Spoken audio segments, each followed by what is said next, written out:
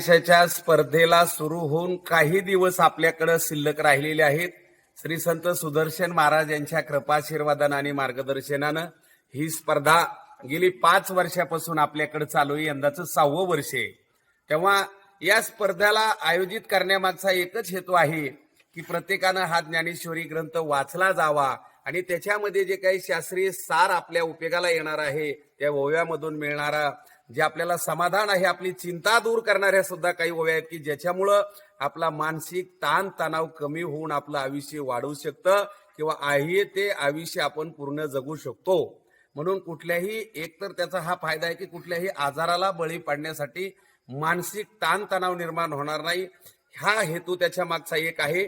दुसरा हेतू असा आहे की ज्ञानेश्वरी वाचनाची आवड निर्माण व्हावी म्हणून 1 ते 16 वर्षे वयोगटापर्यंत म्हणजे 10वी पर्यंतच्या मुलासाठी एक गट निर्माण करण्यात आलेल्या यावर्षी. त्यांच्यासाठी 1 नंबरचं 1, 2 नंबरचं 1 आणि 3 नंबरचं बक्षीस दिलं जाणार आहे. आणि 16 वर्षाच्या पुढचा 100 वर्षे वयापर्यंतचा एक गट निर्माण केलेला आहे. त्यांच्यासाठी हे पुन्हा स्वतंत्र 1 नंबर 2 नंबर 3 नंबर, 1 नंबरचं 5001, 2 नंबरचं 3001 आणि 3 नंबरचं 2001 बक्षीस देऊन या दोनही गटाला शाल, श्रीफळ, ज्ञानेश्वरी ग्रंथ देऊन सन्मानित केलं जाणार आहे.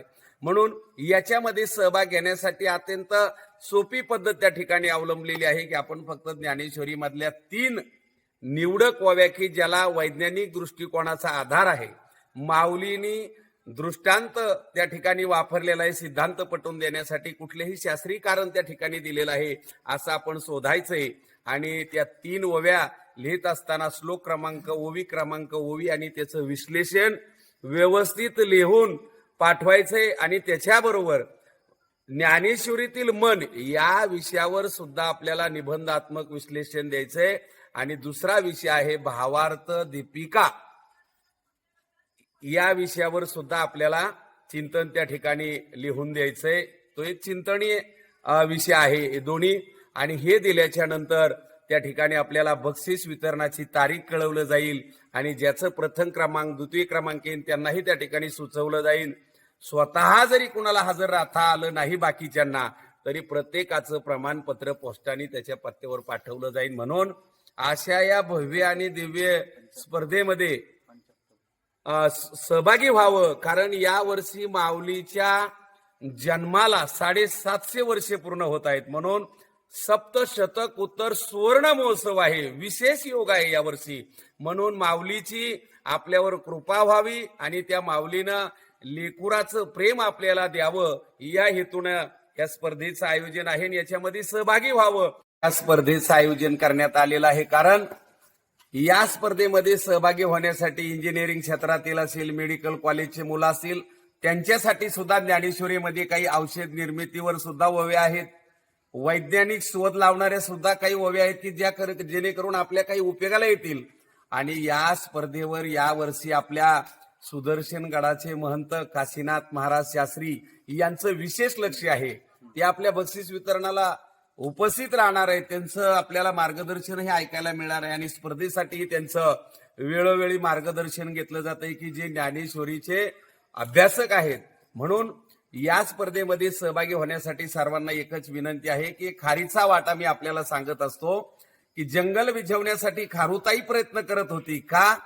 तिला विचारलं, अगं खारुताई, तुझ्या एवढ्या चुंचीतल्या पाण्याने ही जंगल विझणार नाही. परंतु तिने सांगितलं, बाबा ज्या वेळेस या जंगलाचा इतिहास लिहिला जाईल त्यावेळेस माझं नाव विझवणाऱ्याच्या यादीत यावं हीच माझी अपेक्षा आहे. म्हणून चांगल्या या धार्मिक कार्यामध्ये, या माऊलीच्या कार्यामध्ये, सुवर्ण महोत्सवाच्या कार्यामध्ये आपला सहभाग असावा. सहभागा वाचून वंचित राहू नका, सहभागी व्हा. यासाठी सर्वांना पुन्हा आवाहन करण्यात येत आहे. आणि आपल्याला जर माहिती पाहिजे असेल, अधिक माहिती पाहिजे असेल तर आपल्याला त्या ठिकाणी या स्पर्धेचे आयोजक आहेत त्यांचा नंबर सांगतो. ऍडव्होकेट बोडखे साहेब 94 23 47 13 12. दुसरे आमचे असणारे सहकारी पांडुरंग गर्जे यांचा नंबर आहे 99 22 22 96 95. आणि देवीदास महाराजांचा नंबर आहे 94 20 57 96 60. या नंबरवरही आपण अधिक माहिती घेऊ शकता. आणि आम्हाला जे लिखाण पाठवायचंय ते पीडीएफच्या माध्यमामध्ये या नंबरवर किंवा आमचे आयोजक ऍडव्होकेट बोडखे साहेब यांच्या ईमेलवरती सुद्धा पाठवू शकता आणि या स्पर्धेमध्ये सहभाग आनंदाने घेऊ शकता. एवढी सर्वांना कळकळीची विनंती आहे. जय हरी.